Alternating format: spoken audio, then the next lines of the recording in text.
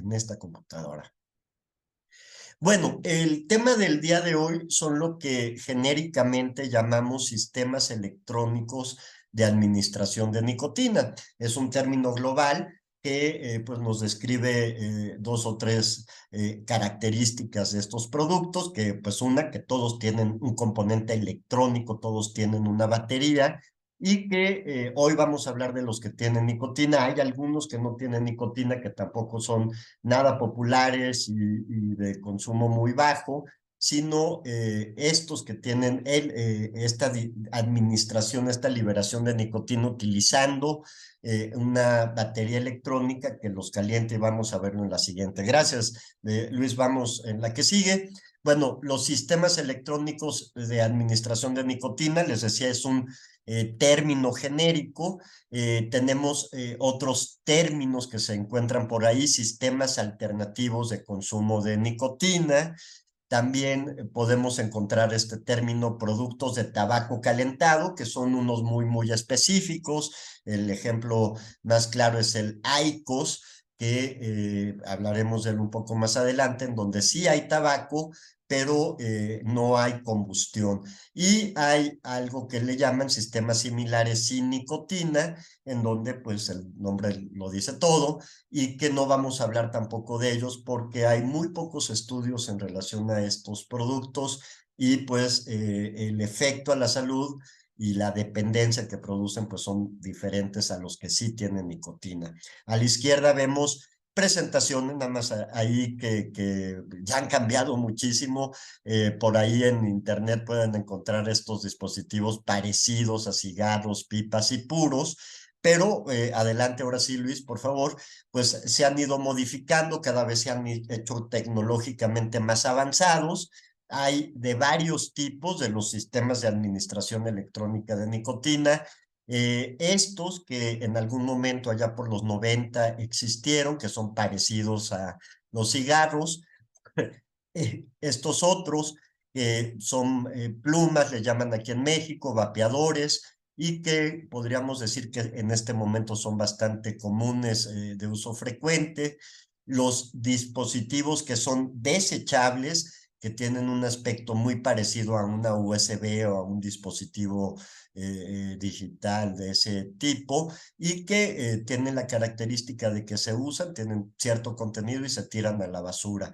Hay otros como estos, bueno, también los vapeadores clásicos, o estos que se llaman pods, que tienen cartuchos que se pueden rellenar, que se pueden modificar inclusive esos cartuchos. En algunos casos se han utilizado para meterles cristal o alguna otra sustancia diluible, y por ahí hay casos de uso de esa manera, ¿no? Y pues son los que tenemos hasta ahorita disponibles. Vemos la que sigue. Les quiero platicar también una historia de un viaje que hice en este año a Monterrey, y que paseando por la ciudad de Monterrey en una avenida bastante importante y bastante transitada, en uno de los municipios de México que se supone que es de los más desarrollados y que tienen más alto nivel económico, cultural, etcétera, etcétera, no digo nombres. Pues pasando por la calle, en la puerta de una farmacia también bastante conocida, una cadena muy importante. Este es un estacionamiento totalmente que da a la calle, por aquí pasa la avenida, y pues me encontré este aparatito que aquí lo vemos ya más de cerca, y pues acá vemos que era lo que estaba vendiendo. Son aparatos para vender de manera automática dispositivos, este tipo de sistemas de administración electrónica de nicotina. Yo creo que ustedes, la mayoría, los han visto, los conocen. En Guatemala no sé cómo esté la regulación al respecto. Estos productos, la actual ley en México los prohíbe expresamente. Obviamente que no hay ninguna ley que permita que esté este aparato en un estacionamiento a la vista del público, y que pues no hay ninguna restricción. Pueden ir menores de edad, adolescentes, cualquier persona los puede comprar, y puede comprar todos los que quiera, ¿no? O sea, puede pedir 15 o 20 a la vez. Estos productos que son, aquí se alcanza a ver uno, son como tipo pod, son recargables, se meten como tipo USB, tienen otra característica de la cual voy a hablar en esta sesión, pues que todos tienen un montón de colores llamativos, sabores de fresas, cerezas, combinaciones de kiwi con mango, qué sé yo, y que todo esto va enfocado mercado técnicamente hablando y la publicidad que presentan para públicos jóvenes, ¿no? Y eso incluye a menores de edad que con un dispositivo así de atractivo, que se ve tan bonito, tan digital, pues la idea, y esta es un poco de la difusión que hacen los mismos fabricantes de estos productos, pues es de que no son nocivos para la salud, que no tienen consecuencias, etcétera. No, si no fuera por la ley que hay actualmente en México, seguramente encontraríamos este tipo de máquinas expendedoras en todos lados. Acá, por ejemplo, también Estuardo Durán también dice que también tienen una regulación en Guatemala. Muchas gracias por la información. Es bueno saber, conocer cómo está la situación en nuestros países latinoamericanos, porque en otros países estos productos son de venta también totalmente masiva, ¿no?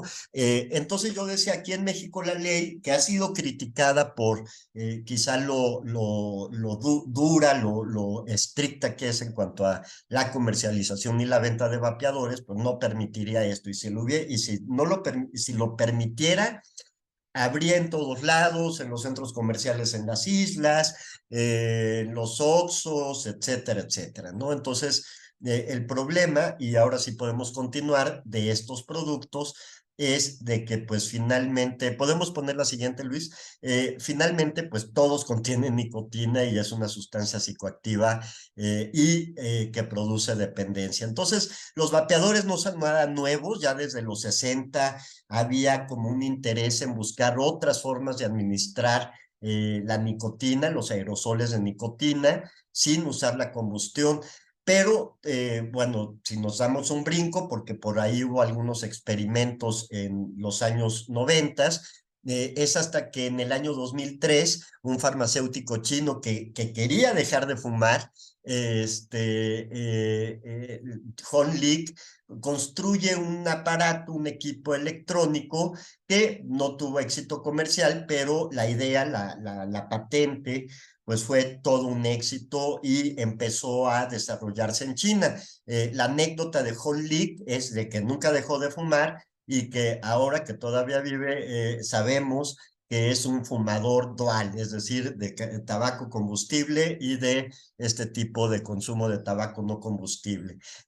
Pero también a partir de la primera década de este siglo, su uso se empieza a expandir globalmente como una novedad y recuerden que en este caso sí hay toda una industria global muy potente que es la industria tabacalera que estaba medio en crisis por pues todas las campañas y todas las leyes que se han desarrollado contra el tabaco combustible y aparte por el reconocimiento del grave daño a la salud que hace el tabaco combustible. Entonces empezaron a difundir, a experimentar, a comprar pequeñas compañías que empezaron a hacer inicialmente los vapeadores y actualmente la mayoría de las empresas de vapeadores pertenecen a holdings, a corporativos que son parte de la industria tabacalera, ¿no? Algunos son directamente de, así como Philip Morris, por ejemplo, el producto llamado IQOS, pues es una alternativa que han estado difundiendo Philip Morris desde hace ya algunos años, ¿no? Para el año 2014, o sea, hace 10 años, existían 466 marcas y 7,764 sabores. En realidad, esto ya ha aumentado notablemente con los años. Veamos lo que sigue, por favor. Bueno, sí, aquí hay algunos ejemplos. En los 80s, del lado izquierdo, vemos como una tabacalera sacó un producto de tabaco calentado, es decir, contenía tabaco y con forma de cigarro, ¿no? Tuvo poco interés por el público y en 1998, del lado derecho, lanzan otro producto que se llama Accord y que este logró permanecer un poco más de tiempo en el mercado, pero siempre tuvo bajas ventas, ¿no? Como ven, el producto era un híbrido entre algo que parecía un cigarro y algo que parecía pues una especie de, me recuerda a los que sirven para ponerse los Ozempic o alguna de estas cosas, ¿no? Pero como les decía, a partir del año 2014, las grandes compañías empiezan a lanzar productos de tabaco calentado, por ejemplo, Philip Morris, con una campaña sutil, inteligente, en la que hablan de un futuro libre de humo, ¿no? Ahí están hablando de quitar el humo, pero desde luego la idea es de que sigas consumiendo nicotina y que sigas utilizando estos productos a largo plazo y si es posible toda tu vida. Vemos la que sí. Bueno, ¿qué es vamos a hablar más específicamente de estos productos que le llamamos de sistemas electrónicos de administración de nicotina, sin olvidar que los de tabaco calentado tipo IQOS están como al ladito. En este caso, pues lo que hacen estos productos es a través de una resistencia y con la batería, que todos tienen una batería que puede ser recargable o no, empieza a calentar el producto, que es una solución líquida, el e-liquid, el jugo, le dan diferentes, el cartucho, le podemos llamar de varias maneras, y al ser calentado, esto se convierte en un aerosol. Estas nubes de vapor que vemos, en realidad se le denomina aerosol, y ese aerosol es el que va a contener nicotina. No solo va a contener nicotina, también contiene toda una serie de productos químicos, productos de este calentamiento de este líquido, ¿no? Y vamos a ver ahorita algunas características. Vemos la que sigue, por favor. Otra característica de estos productos es de que algunos de ellos tienen una gran cantidad de nicotina. Si una cajetilla de cigarros combustibles de 20 cigarrillos tiene 20 miligramos, vemos como algunos productos como el Juul, que ya lo prohibieron, ya salió del mercado, prohibido por la FDA en Estados Unidos, pues tenía el doble de nicotina en un producto que pues está diseñado casi para usarse en el mismo día y desecharse, ¿no? O recargarse. Aquí vemos como otros productos, y en ese sentido pues es un universo inmenso y no totalmente conocido, pues vemos que hay productos que tienen 50 y algunos hasta 90 miligramos de nicotina, y entonces recuerden ustedes que a mayor dosis, pues todo va a ser más la dependencia física que se desarrolla, eso incluye la tolerancia, los síndromes de abstinencia y todas las consecuencias que podemos llamarle efectos o síntomas adversos del exceso de nicotina, como pueden ser quitar el apetito, producir ansiedad. Es un psicoestimulante, si bien leve, pero en estas dosis pues puede producir, como les digo, toda una serie de síntomas físicos a corto plazo, ¿no? Simplemente hablando de la nicotina. La nicotina en sí, que a veces parecería que hablamos de una sustancia totalmente inocua, pues hay muchos estudios que también lo relacionan, que puede ser todo un coadyuvante en, por ejemplo, afecciones cardíacas o metabólicas. Entonces, no deja de ser inocuo y no es únicamente nicotina, sino toda una serie de sustancias que van ahí. Vemos la que sigue. Luis, por favor. Aquí vemos en esta lámina, es un reporte de la OMS del año 2021, cómo pues los países, podríamos llamar más ricos, son los que han tenido pues mayor aumento de la venta. Vean cómo del 2015, por ejemplo, en los países europeos, el aumento ha sido considerable, y en otros países más, por ejemplo en Asia, bueno, ahí es uno de los orígenes de los vapeadores, hay un gran incremento, y vemos como Latinoamérica, los países europeos del este, que son más pobres, y los países africanos, donde hay poco dinero para este tipo de productos, pues se han mantenido mucho más limitado el crecimiento. Vemos la que sigue. Bueno, ¿qué pasa con los adolescentes? Yo les quiero platicar, yo considero que como adultos todos podemos usar sustancias si queremos, si conocemos los riesgos, si aceptamos esos riesgos y conocemos nuestras, digamos, nuestras situaciones de vulnerabilidad. Pero este tipo de productos están muy enfocados, y les digo, ahí es donde un tema de adicciones se cruza con un mercado global que implica miles de millones de dólares, del tabaco y de toda la industria del tabaco y ahora de los vapeadores, y se cruza con políticas de los países más liberales, más conservadoras, más protectoras o más de que la regulación no importa, etcétera, etcétera. Entonces, en ese mundo, uno de los objetivos principales son los adolescentes. Esto, como pueden ver en este dispositivo, por ejemplo, son diseños atractivos, tienen ciertas funciones, nada más se le pica un botoncito, prende una lucecita, justo tiene menos el efecto aversivo del tabaco combustible y tienen un olor más agradable, están muchas veces con olores y sabores artificiales. Se pueden usar más discretamente, eso también fue un gancho inicial de la industria, de decir, oye, pues esto lo puedes fumar en lugares donde habitualmente no puedes fumar tabaco, ¿no? O sea, como, ah, mira, ahora usa esto porque puedes usarlos, y un poco el mensaje era, en lugares donde está prohibido usar tabaco, usa vapeadores, y afuera usa cigarrillos combustibles. Ese era el mensaje subliminal. También que son más seguros, en fin, todo esto pues los hace atractivos en particular para la gente joven y adolescentes. Vemos la que sigue, por favor.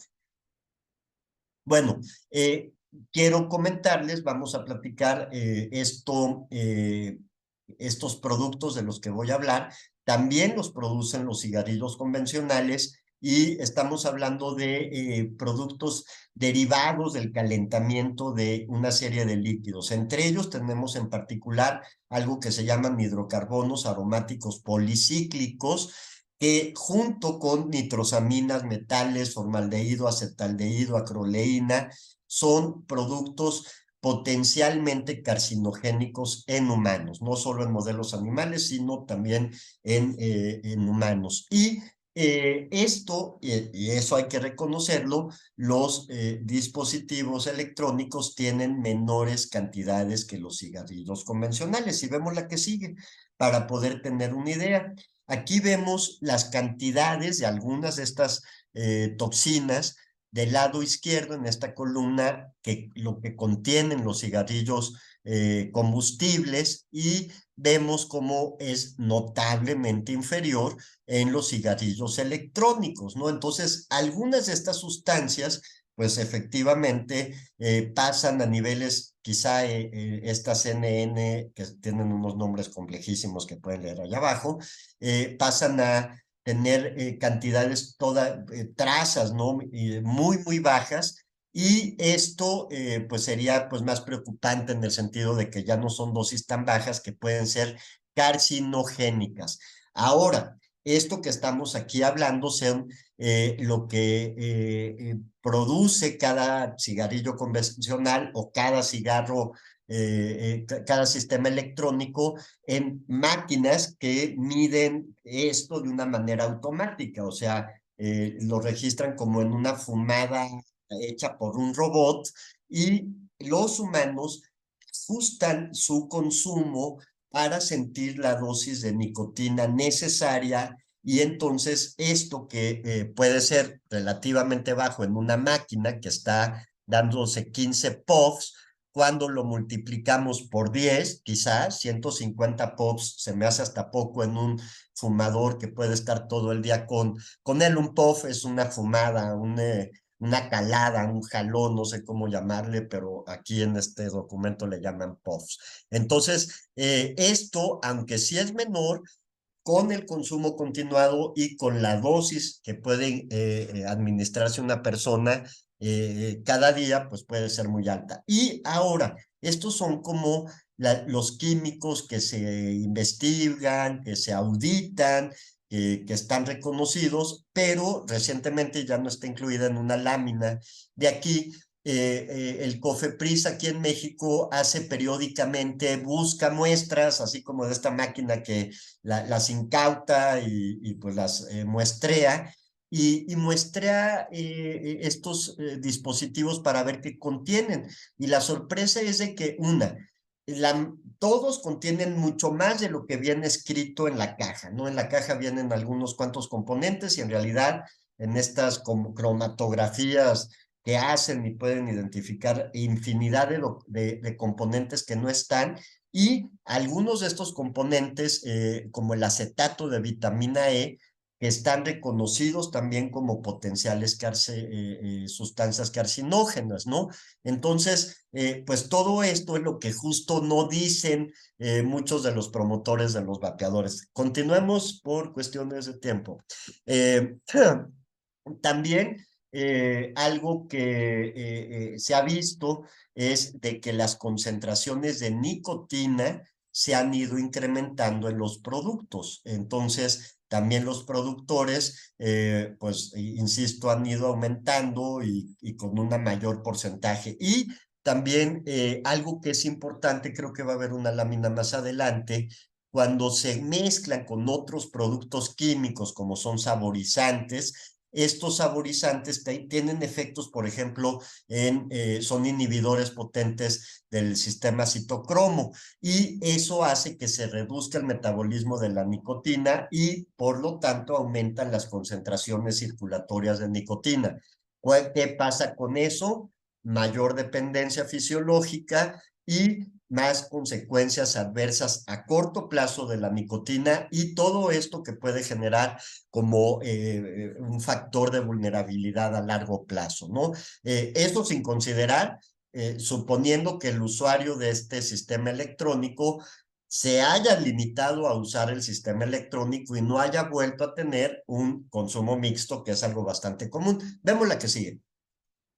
Bueno, aquí está una muestra de muchísimos sabores que hay, tipos y variaciones, ¿no? En realidad hay muchísimos más. Este es un reporte de la OMS que saca, pues, de lo que ellos encuentran en sus análisis, pero en realidad hay variaciones podría ser café latte light, ¿no? Café latte cocoa, o sea, hay mezclas, saborizantes, etcétera, y es un mundo. Y como les decía, estos saborizantes, más allá de servir como gancho para que sea un producto más amigable con el usuario, pues también son sustancias químicas que actúan en sistemas metabólicos del organismo. Vemos la que sigue, por favor. Bueno, en algún momento hubo también estos reportes que no se han vuelto así a repetir como sucedieron en algún momento, si no me pierdo mal, fue durante los años de la pandemia, cuando salían noticias de personas con un daño pulmonar grave, agudo, asociado a los vapeadores, esto que le terminaron poniendo EVALI. En ese momento se asoció justo a la presencia de vitamina E, acetato de vitamina E, en los productos comerciados en ese momento y a los que se vieron afectados estas personas. Y vamos, dice aquí, tampoco no se ha hallado, ¿cómo les diré? Esto se encontró en estos hallazgos, en estos personas que lo tuvieron. No se ha descartado, como dice hasta abajo, la contribución de otras sustancias químicas, y por lo tanto en algún momento dado se prohibió que los vapeadores tuvieran acetato de vitamina E, pero como les decía, pues en muestras que se hacen, en análisis aquí, por lo menos en México, que ha hecho la COFEPRIS y que en su página pueden encontrar los reportes, porque son públicos, pues han encontrado presencia de acetato de vitamina E y de otras cosas. Así que tampoco no es que sean productos tan fiables en el sentido de saber lo que contienen directamente, ¿no? A la izquierda vemos pues algunos de los síntomas, efectos, problemas que genera este tipo de enfermedades que, pues bueno, no son tampoco algo que ahora oigamos o que, ay, como el COVID que hizo que mucha gente terminara entubada, pero son riesgos potenciales, latentes y que algo que siempre hemos dicho acerca de los vapeadores es de que como no tienen tanto tiempo en el mercado, desconocemos los efectos a mayor plazo. Eso los iremos viendo quizá 20 años, o sea, cuando haya personas que digan, ah, ya llevo 20 años usando un vapeador. Vemos la que sigue. Bueno, yo les decía, hablando muy particularmente de los adolescentes, en ellos la nicotina tiene efectos diferentes que en los adultos. Aquí pueden ver, no quiero leer quizá todas, pero tiene efectos en la cognición, en la atención, tiene efectos en el desarrollo, esto lo sabemos, en un adolescente todavía hay desarrollo de las funciones, circuitos cerebrales, etcétera, y que la nicotina, como otras sustancias adictivas, puede impactar en este desarrollo. También hay datos de que puede impactar a largo plazo en el control inhibitorio y por lo tanto contribuir pues a otro tipo de conductas o comportamientos que los pueden poner en riesgo en etapas más adultas, ¿no? También hay cierta asociación estudiada entre el uso de nicotina en la adolescencia y el riesgo de desarrollar esquizofrenia, y también este riesgo se da entre más temprano sea el consumo. Prácticamente todo esto, entre más temprano, mayores son los riesgos. También hay como una relación, por ejemplo, con el TDAH en cuanto a que las personas adolescentes que tienen TDAH pueden tener más riesgo de uso de nicotina. Y también en esta teoría de la automedicación, pues hay incluso quienes las han utilizado farmacológicamente para saber si empeora o mejora los síntomas de TDAH o altera la trayectoria. Y también se ha reportado, se han encontrado asociaciones entre síntomas depresivos en adolescentes fumadores, en ansiedad también. Bueno, aquí dice que no, pero también hay síntomas en muchos de los pacientes como un problema primario y que le lleva a usar sustancias que en cierto momento pueden parecer que palían o disminuyen la ansiedad. Entonces, la nicotina, como les decía, no es una sustancia inocua, menos en adolescentes. Vemos la que sigue, por favor. Este, también, bueno, esto es como para complementar un poco la lámina anterior de un metaanálisis, en este caso es una revisión sistémica, en donde no es un metaanálisis, es una revisión sistémica y también creo que estos artículos no los he subido, me voy a ocupar para subirlos en la misma carpeta que ya está en la plataforma, ¿no?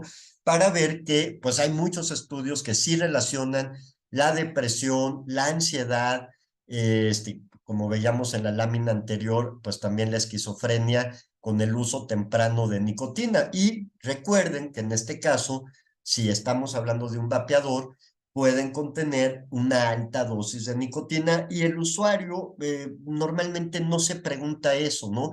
No dice claramente en el empaque y finalmente, como está disimulada esta nicotina con sabores y olores diferentes, pues parece que estoy, ¿cómo les diré? Inhalando un perfume del campo, algo así, ¿no?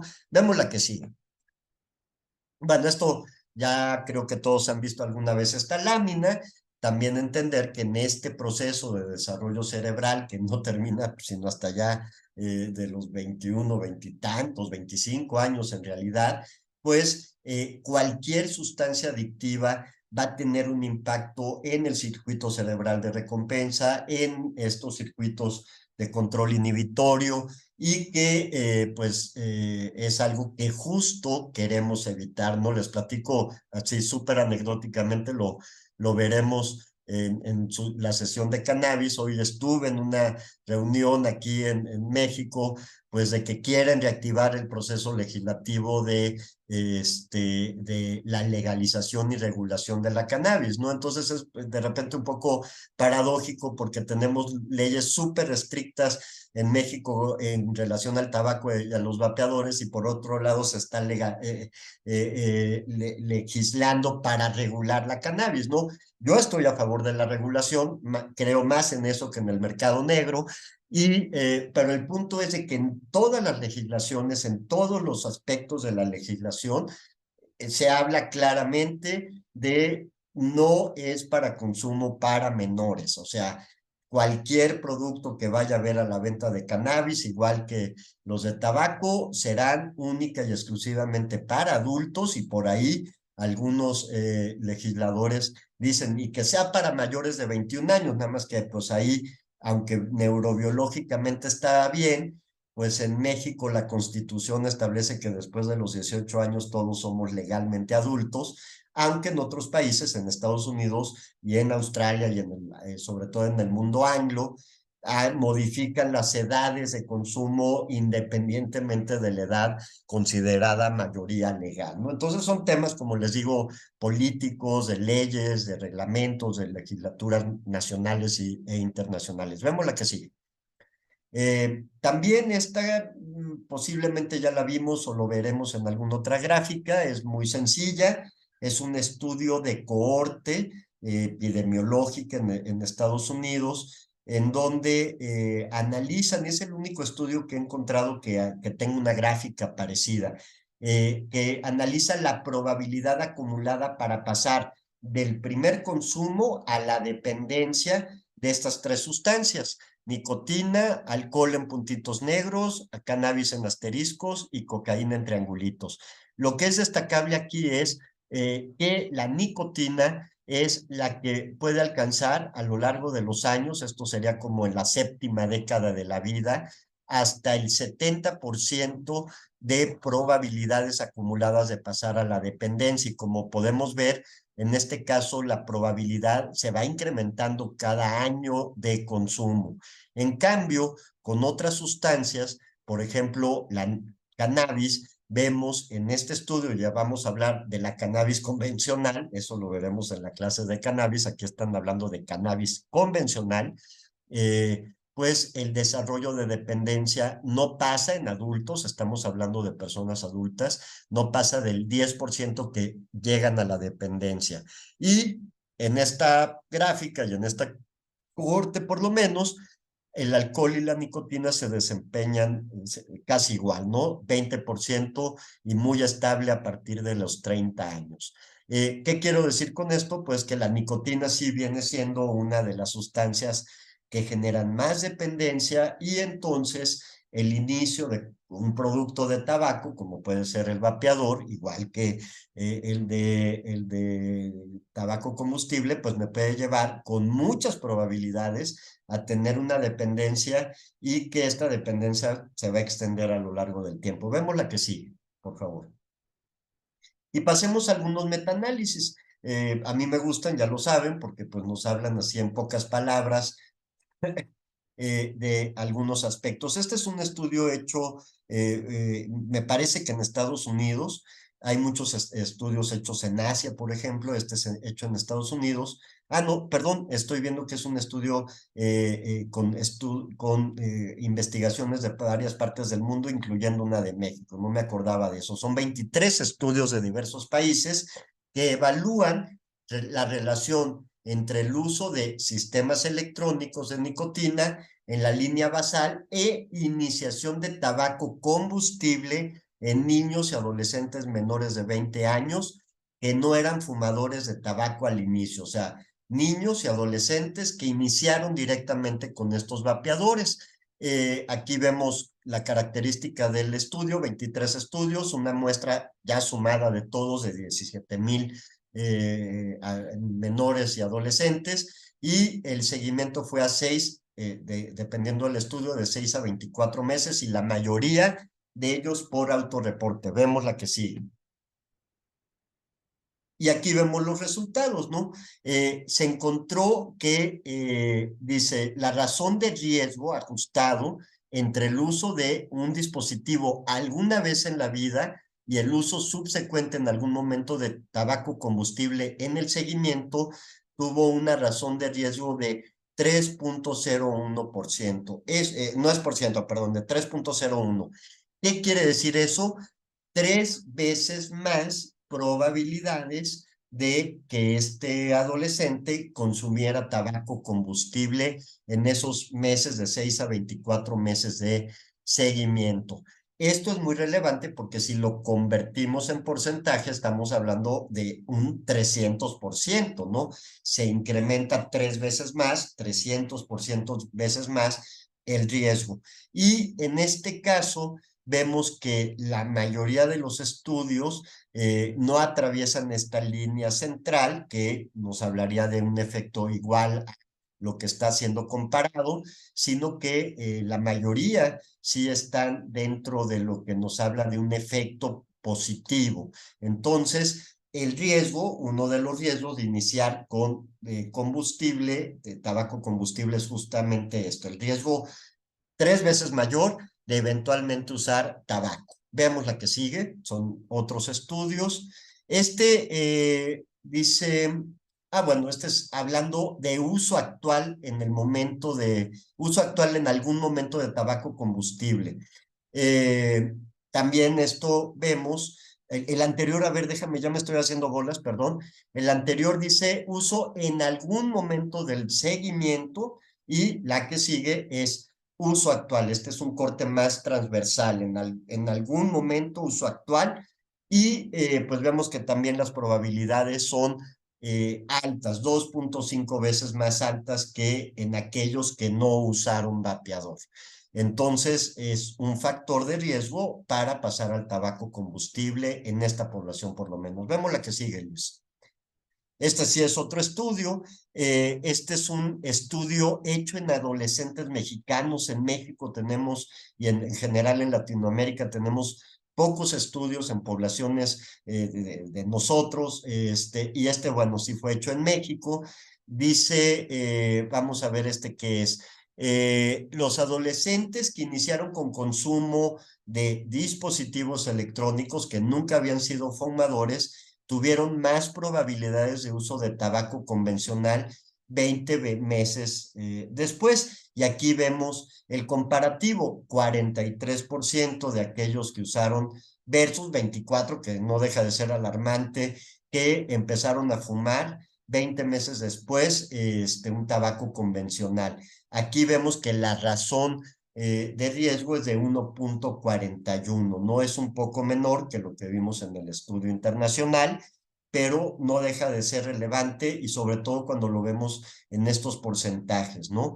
Eh, También el uso dual de tabaco y dispositivos, que les digo es este riesgo, se asoció con el uso de cannabis en el seguimiento de 20 meses. Entonces, aquí era un grupo más pequeño de los estudiantes, todo esto fue hecho en estudiantes y fueron autorreportes. El uso dual de dispositivos y tabaco convencional, que es algo muy frecuente, como lo veíamos arriba, pasar a eso también incrementó el riesgo o la asociación con uso de cannabis, ¿no? Ahí vemos que el riesgo es de 2.6 veces mayor y que cuando se ven porcentajes, 20% de los que tenían este uso dual consumieron cannabis versus 4% de los que no tenían el uso dual. Entonces, también les voy a pasar este estudio para que lo lean con calma. Vemos las que siguen porque todavía faltan 2 o 3 más. Este es otro estudio hecho también con adolescentes mexicanos. Este fue más bien una encuesta que se hizo a 10.164 adolescentes de nivel básico de 11 a 15 años de edad y 51%, y chequen la fecha, 2015, 51% habían oído hablar de los cigarrillos electrónicos, 19% pensaban que eran menos perjudiciales y ya un 10%, o sea, 1,000 de esos ya habían usado en algún momento cigarrillos electrónicos. Esto no se ha vuelto a hacer un análisis así.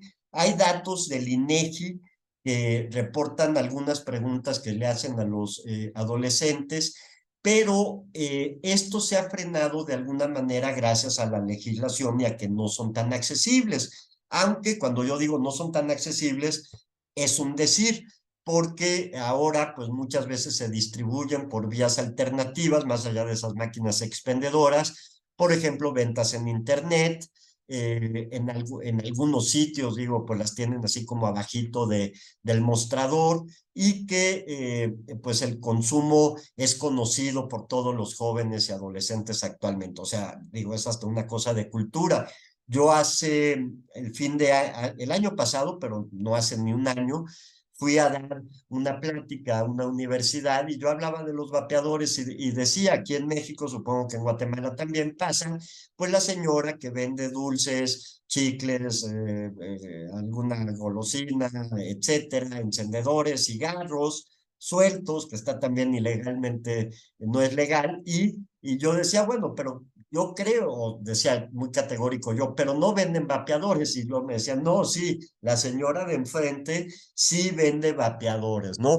Todo eso es ilegal porque si fuera legal, imagínense eso, pero a la décima potencia, ¿no? Ahorita mismo estaría pasando un comercial de vapeadores en esta clase, ¿no? Por decirlo así. Vemos la que sigue. Bueno, también se han analizado factores de riesgo, que esto lo voy a decir rapidito, porque son muy factores de riesgo también como muy en general para todas las sustancias, ¿no?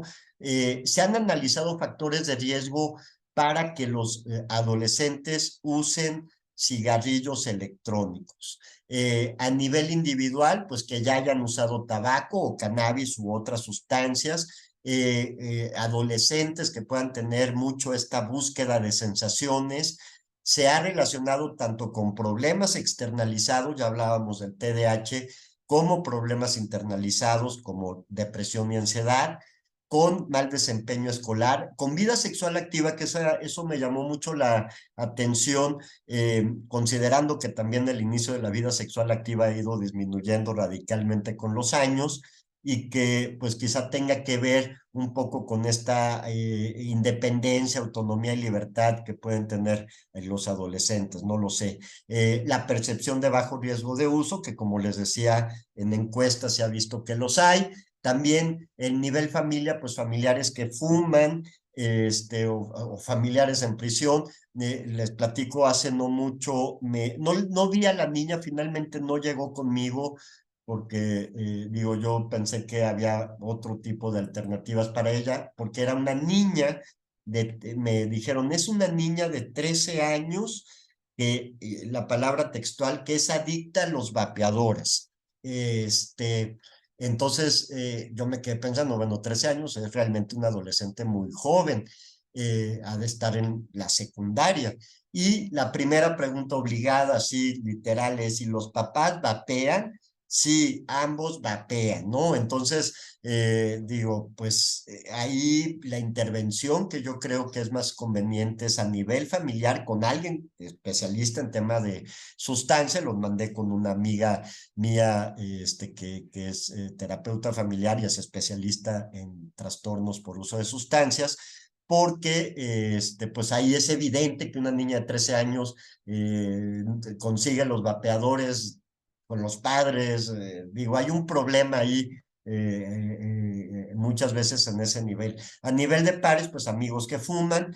Y bueno, esto no aplica a México, porque en México ni en Guatemala supongo es común esto de las comidas escolares, pero en Estados Unidos leía la otra vez que es hasta un nivel de discriminación. El Estado te paga un desayuno de $2 y si tú pagas $5, te dan un desayuno súper rico. Entonces, en las escuelas de Estados Unidos hay los que tienen para pagar la comida de $5 y los que solo para dos, y parece que este grupo en particular, pues también tiene más riesgo de usar vapeadores, ¿no? Se parecen en muchos sentidos o tienen mucho en común con factores de riesgo de otras sustancias. Vemos la que sigue, por favor. Esta, quitémosla, la que sigue, esa no viene al caso. Factores protectores, bueno, se ha hablado de el costo, tampoco no son, que digamos, productos tan baratos, y la percepción del riesgo son factores protectores a nivel individual, el involucramiento en actividades físicas, logros en el desarrollo personal y académicos, a nivel familiar, que haya un monitoreo parental. Muchas de estas personas, como la niña de 13 años, son niñas que en España les llaman niñas que de la llave, ¿no? Porque tienen una llave y pueden entrar y salir de sus casas, que sin que haya tanto monitoreo parental o están a cargo de otras personas que quizás están entretenidas con su celular y no exactamente monitoreando. También en este estudio, por lo menos, en esta revisión sistémica, se encuentra que un mayor nivel educativo de la madre, apoyo parental, y a nivel comunidad, pues que no conozcan a nadie en su comunidad que use perdón, vapeadores, y en comunidades que tengan, pues supongo yo, esta alta cohesión va de la mano de actividades sociales, recreativas, deportivas, etcétera, ¿no? Vemos la que sigue, ya vamos cerca de terminar. Y pues bueno, a nivel mundial, desde la Organización Mundial de la Salud, desde la ONU, pues hay una línea clara de que estos productos se deben de regular y de preferencia prohibir, para que no lleguen a los fumadores y a los grupos vulnerables. También la Organización Mundial de la Salud pues habla lo que se hablaba del tabaco, pues de proteger a a los no usuarios de la exposición de las emisiones, evitar la difusión o como que este planteamiento de que son benéficos a la salud, porque son menos dañinos que el tabaco, y ahorita voy a dejar unos minutitos para hablar de ello, pero son todavía dañinos para la salud y a largo plazo se asocian con el consumo dual de tabaco combustible, ¿no?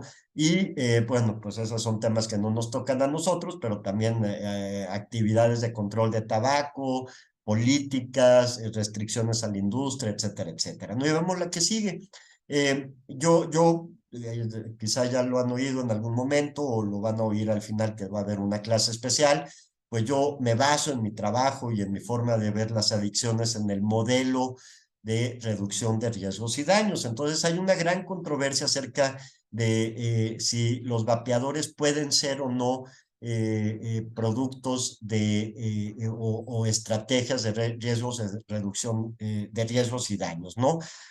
Algunas cosas están aquí descritas, por ejemplo, lo que hace la industria es traer nuevos usuarios a través de los vapeadores y que la reducción de riesgos y daños, aunque considera válida el consumo de las personas usuarias, pero nunca busca traer nuevos consumidores a ninguna sustancia y tampoco al tabaco. Y ese sí es un planteamiento de la industria. Esta industria que del tabaco se le ha llamado tradicionalmente Big Tobacco, tienen una estrategia de mercado dirigidas a que haya más personas consumidoras, porque pues eso implica que vas a usar este producto por años o posiblemente toda la vida.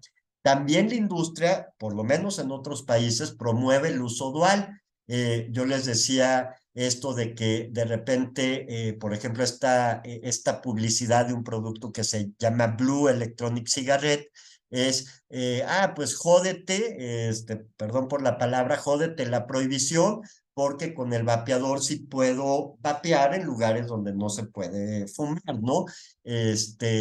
Y también acá dice, ¿para qué quitar tampoco están a favor de quitar el tabaco, de que dejes la nicotina? Aquí dice, ¿para qué lo dejas? Mejor cambia a Blue, ¿no? Entonces estas estrategias obviamente van dirigidas a otro aspecto que no tiene nada que ver con la reducción de riesgos y daños. Y que muchas de las personas que usan vapeadores van a caer finalmente en el consumo dual, y también hay estudios que estas personas tienen mucho menos éxito en sus intentos de cesación. Y bueno, últimas palabras, porque quizá alguien lo quiera preguntar y no vamos a tener tiempo para contestarlas porque tengo que ocuparme en unos minutos.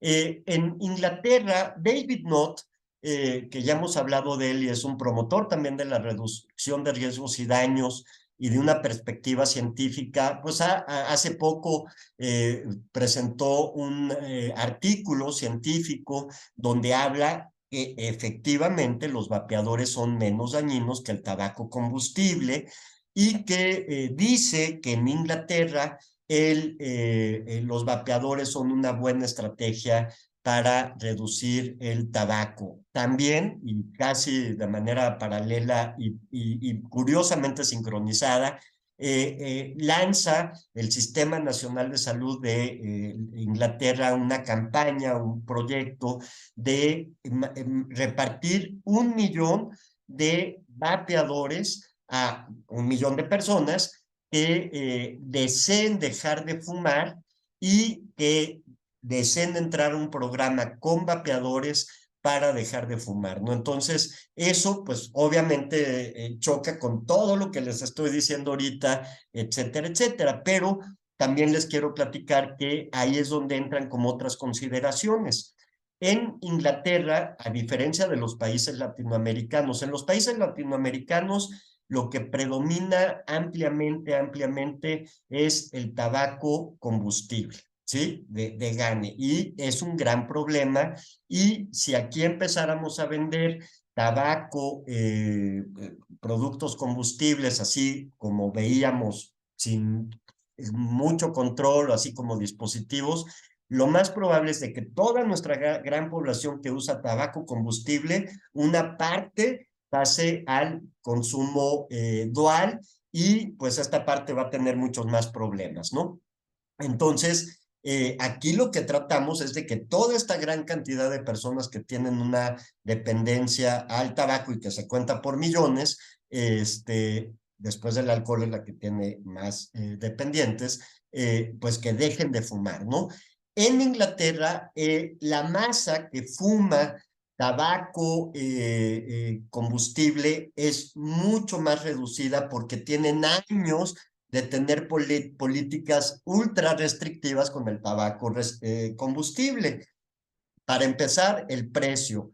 Las cajas, de una caja de 10 cajetillas, que es lo que trae, puede costar 200 libras. Y eso pues no está al alcance de todo mundo y hace que entonces el consumo sea muy restringido y ahora sí que a personas que sí tienen una fuerte dependencia al tabaco. Hay pocos fumadores nuevos, a diferencia de México y los países latinoamericanos, que todavía tenemos una problemática de fumadores nuevos y que entonces estos fumadores que están fumando esos tabacos tan caros están esperando tener alternativas y les proponen este plan de darles tabaco, sistemas electrónicos, darles sesiones, creo que son todas pregrabadas para dejar de fumar y plantearles una meta, darles, creo que les van a dar un segundo mes, nada más 2 meses, para que dejen de fumar al segundo mes, ¿no? Entonces, es un programa que tiene un contexto mucho mayor, pero también están agregando otro proyecto de ley que es que cada año van a ir aumentando la edad legal para fumar hasta que llegue un punto que nadie puede fumar. Y también en algunos otros lados, creo que es en Australia, no, en Nueva Zelanda están diciendo personas que nacieron de 2010 en adelante van a tener prohibido cualquier producto de tabaco en el futuro, ¿no? Entonces, como ven, son leyes que por un lado parecen muy liberales en Inglaterra, pero que aquí, por lo menos en México, ya me imagino, medio mundo brincaría diciendo, ¿cómo me quitas la libertad de fumar? Y eso es lo que están haciendo en estos países para las próximas generaciones, ¿no? Es un tema, digo, yo creo que nos va a tocar y sobre todo ustedes ver mucho de qué va a pasar con los vapeadores en el futuro. De momento en México están prohibidos, no se pueden comprar legalmente ni se pueden distribuir. Y yo creo, ya como viéndolo como modelo de reducción de riesgos y daños, que deberíamos de contar con un producto neutro, es decir, sin sabores, sin colores, sin estas cajas llamativas que vengan en un empaque tipo medicina y que seamos los médicos, así como podemos indicar parches, que podamos indicar algún producto que obviamente se tendría que vender en las farmacias y no en el estacionamiento de las farmacias, ¿no? Entonces, creo que es la última, Luis, si quieres voy a dejar de compartir, yo nunca compartí más bien, y pues bueno, estimadas doctoras y doctores, por ahí me decían que en Guatemala también hay una regulación en cuanto a esto, y yo aquí en México no dejo de ver gente que usa vapeadores y les digo, hay vías sobre todo a través de internet y de ciertas compras en línea que se pueden adquirir. Mucha gente que tiene las posibilidades y viaja a Estados Unidos los compra allá y se los trae, etcétera.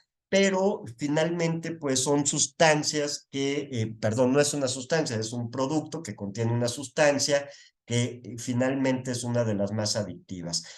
Hoy no tenemos mucha oportunidad para preguntas, veo que tampoco nadie ha puesto ninguna en el chat, así que pues les agradezco mucho que estén por aquí y pues vamos a subir esta grabación a la red. Y también le quiero, ahorita voy a contestar la pregunta de Ana María Castillo. También les quiero decir que voy a subir los artículos, sobre todo los artículos, más que el video. Por ahí puso, y es una pregunta que te la debo, es buenísima pregunta, porque no sé, dice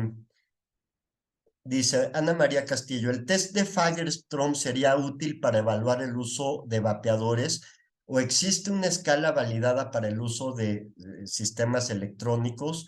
Dice, sabía que test de Fagerström no está validado en México. ¿Cuáles podrían ser las escalas que se ocuparían para evaluar en la consulta la dependencia de la nicotina? Es buenísima pregunta, y no sé si se ha validado el Fagerström o algún instrumento semejante, te la debo, lo voy a investigar. Eh, eh, si se puede utilizar, sobre todo por algunas consideraciones de cantidades y de medidas, ¿no? Cómo se mide los cigarros y cómo se miden los vapeadores. Que yo sepa, sí debe de haber alguna escala de Fagerström validada en México. Seguramente es una escala que aparece en la guía de práctica médica de manejo de tabaco. Eso lo pueden encontrar también para los compañeros de Guatemala. Lo pueden encontrar así googleando simplemente norma oficial mexicana de tratamiento del tabaquismo, y ahí viene el Fagerström, que según yo está validado en México, ¿no? Pero hay varias versiones, hay versiones estándar, la CIST, que es un documento con una traducción internacional de este español internacional, tiene una sección de tabaco también, y voy a investigarles porque la verdad no ubico si tenemos alguna escala específica o alguna adaptación del Fagerström, no se las debo. Así que, pues bueno, gracias por tu pregunta muy buena y gracias Luis por compartir y apoyarme aquí en la transmisión y si no hay alguna novedad, nos vemos la próxima semana. No olviden trabajar sobre sus prescripciones educativas. Ya están las dos ventanas donde pueden ustedes hacerlo porque se van a calificar pronto, el 22 de agosto, si no me equivoco. Así que estamos a un mes para que las puedan realizar. Así que nos vemos pronto. Buena tarde. Muchas gracias por su atención. Adiós, Luis. Gracias. Adiós, muchas gracias. Hasta Buenas noches, luego. doctor. Bye. Gracias, doc.